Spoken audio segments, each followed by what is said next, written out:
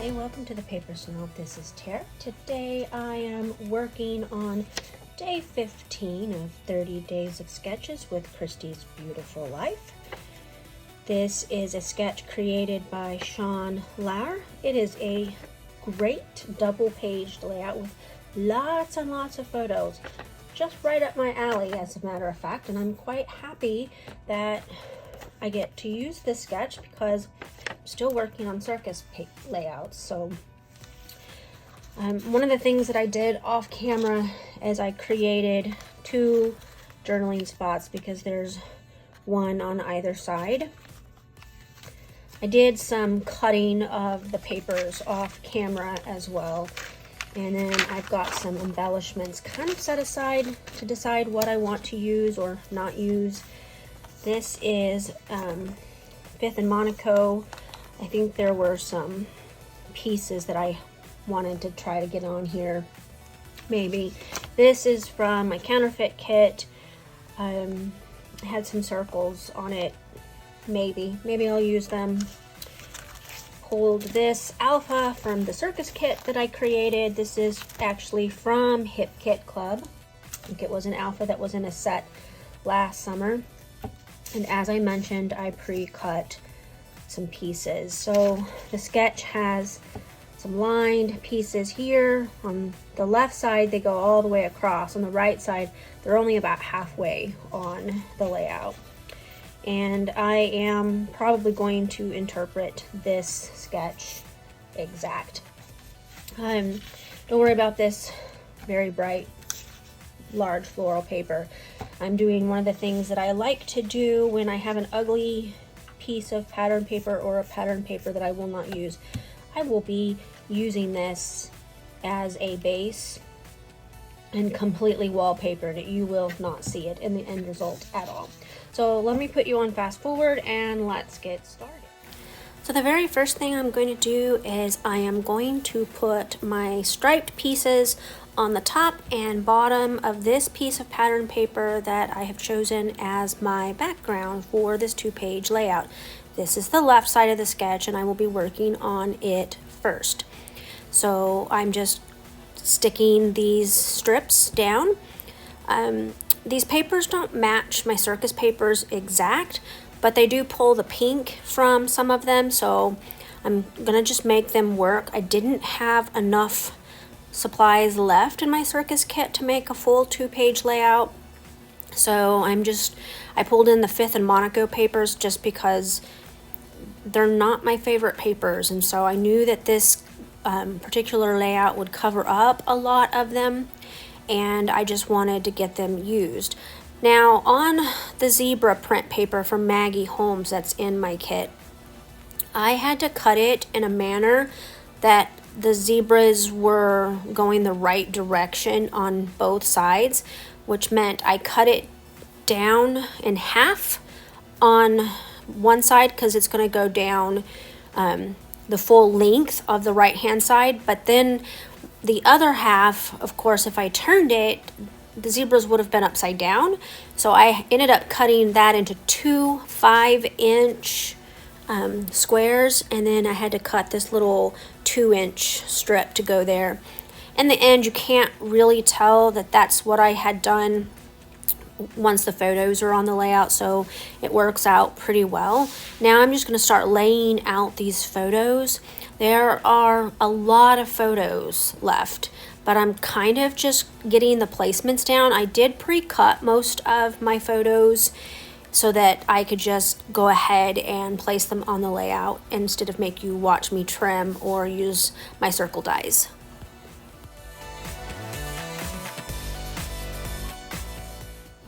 Now, one of the things that I did do to deviate from the sketch somewhat is instead of having 2 portrait orientation 4x6 photos here, I have 4 3x4 photos. And they fit exactly where the 4x6 photos would have gone, but they are 3x4, and it allowed me to get more photos onto the layout than the sketch had. I will also probably be matting these photos, all of the photos, off camera.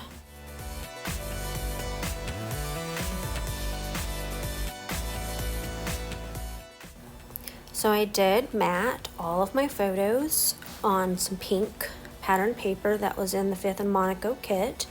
Now the circle on the top right hand side of this page was already matted with a blue that matches the zebras, but the others I matted and then prepared to glue them down off camera. I went ahead and set up the bottom half of that page, and now I'm going to set up a few little embellishments just to kind of see if I like the placement. I really wanted to use this prize ribbon. I am going to stick one of those buttons in the center because it's a floral and it didn't really look great, and I wanted the dimension of the button.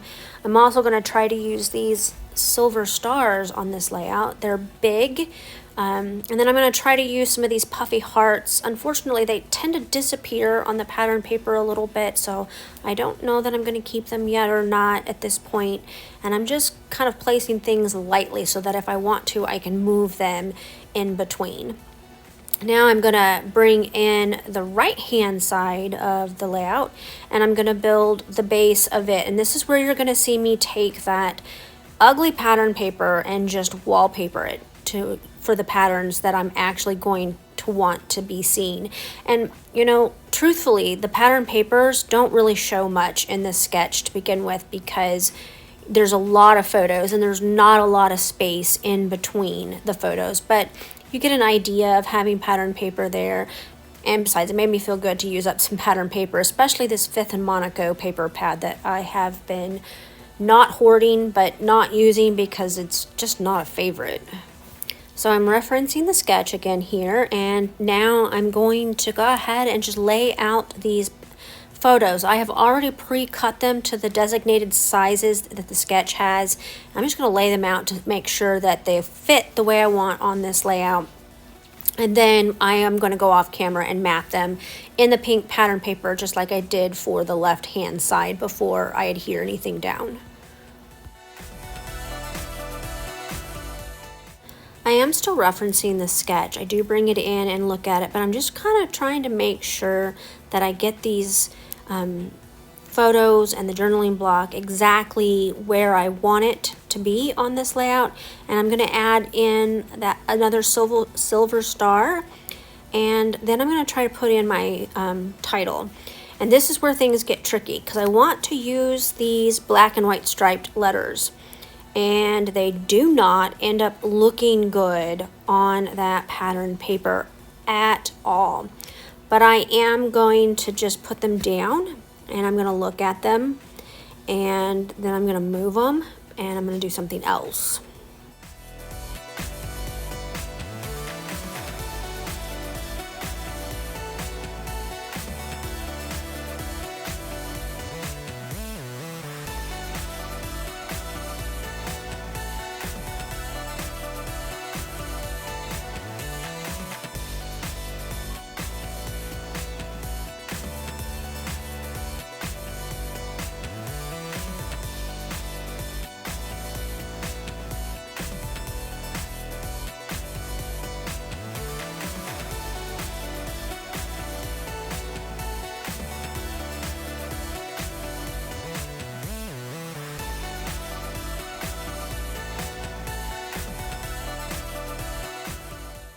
So while I'm thinking about what I'm going to do about the title not showing up on that pattern paper, I'm going to go ahead and add some of these buttons to this layout and just pretend like that title isn't disappearing on my pattern paper. Same with the puffy stars. I'm just kind of playing with this at this point and just waiting for something to click before I take it down. Yep, there's where I'm like, nope, don't like this, I'm pulling it off. Alright, while I was off camera and adhering down the photos and the journaling mat to my layout, I went ahead and I cut a scalloped circle in black to put my title on. I also had realized I forgot to put my striped strips on the right hand side of this, so I did that as well. And now I'm just going to start embellishing and trying to make sure that these meet up correctly and the flow is the way that I intended. I'm going to pan my camera out the best I can. You get to see part of my floor. I'm sorry, but it's the only way I can show you both sides of the layout on camera. And now I'm just going to start moving things around and try to get a good flow for my embellishments.